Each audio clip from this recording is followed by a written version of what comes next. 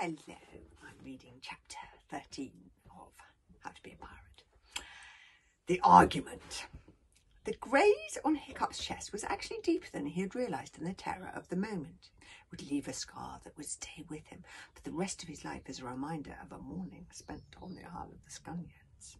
And his right arm was dislocated from the strain of hanging from the talons of Newt's breath. Gobber put it back in its socket, a very painful process, as Gobber was not the most tender of nurses, and tore a strip off his shirt to make Hiccup a sling for it. The hooligans gave themselves a couple of minutes to pat each other on the back and celebrate before grabbing the oars again. They were eager to leave the spooky Isle of the Scullions far, far behind them. I'm not surprised. It wasn't until they were within sight of the friendly cliffs of Burke that they felt safe enough to ship their oars and let the Lucky 13 drift for a while in calm but misty seas while they investigated their prize. When Stoic lifted the lid of the box again, the smell had nearly gone, but underneath the treasure there was a scattering of greenish-yellow crystals which appeared to be smoking slightly, and they still gave off that rotten egg stench.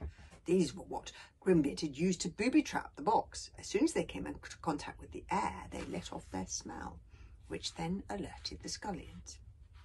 A very effective and deadly defence of his treasure. And what a treasure it was! Alvin could not speak for at least 3 minutes. He just stood there, eyes popping, picking up object after object and stroking it, letting his hands run lovingly over the coins. Of course, 10% of this treasure shall be yours, Alvin, boomed Stoic the boss, sticking his belly out in pride at his own generosity. You are too kind, Stoic, murmured Alvin when he could say anything at all. Hang on an oyster-catching minute, interrupted Baggy Bum the Beerbelly. Firstly, I want to acknowledge that Snotclout found this treasure. Acknowledged, said Stoic the Vast reluctantly. Hiccup knew he should be thankful to be alive, but he was unspeakably miserable. He knew what all this was going to mean. Hiccup, although he was son of the chief, was not the true heir to the hairy hooligans. The true heir was Snotlout, who had always been bigger, faster and more brilliant and everything than Hiccup.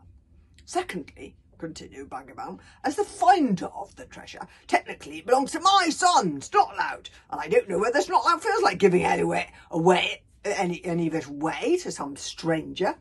He definitely doesn't, grinned Snotlout. I don't know these people. Stoic the Vast banged shut the treasure chest. He lifted Baggy the Bum the Beerbelly clear off the ground by the front of his shirt, which was quite some feat, considering Baggy and the Beerbelly was about the size of a killer whale who hadn't taken much exercise recently.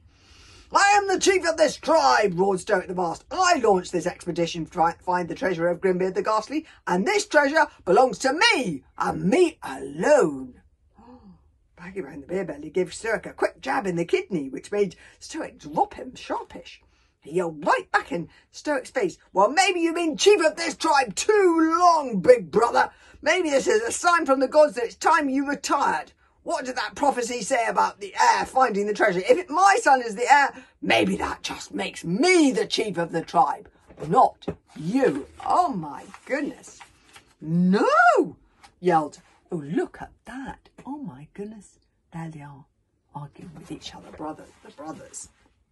No, yelled Stoic, stamping his foot. I'm the chief. Or not, am too.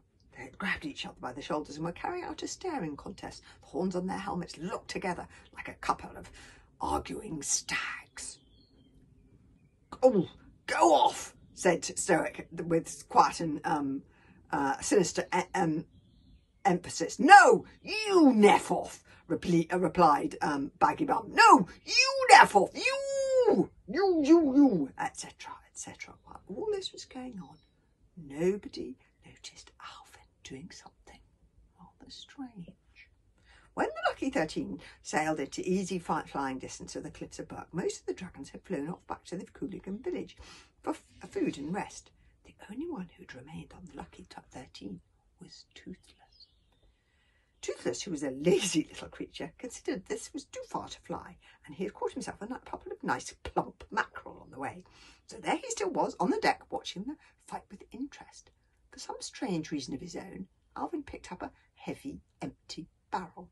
He placed it over the excited little dragon, trapping him underneath. He then interrupted the fight between Stoic and Baggy Bum.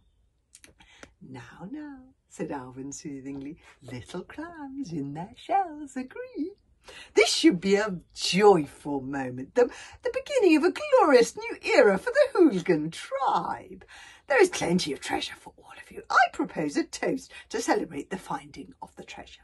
The hooligans cheered, hoping to get over a difficult moment. Gobber and Huge Farts pulled Stoic and Baggy Bum apart, because otherwise they were clearly prepared to stand there all day. Some of the other hooligan warriors handed out blackcurrant wine for the toast. Stoic the Bastard drew the storm blade. He had already decked himself out in some fancy earrings from the treasure chest. "Half-wits and heroes!" he shouted. "We, a small band of unbeatable barbarians, are about to become the centre of a new empire. An empire to rival Rome in her glory days. With this treasure," Stoic lifted his cup of blackcurrant wine, his eyes glittering, "the hairy hooligans shall become invincible." And that's where the chapter ends, with the word invincible. And chapter 14 is called "The Day Takes a Turn for the Worse." We'll have to hear that tomorrow.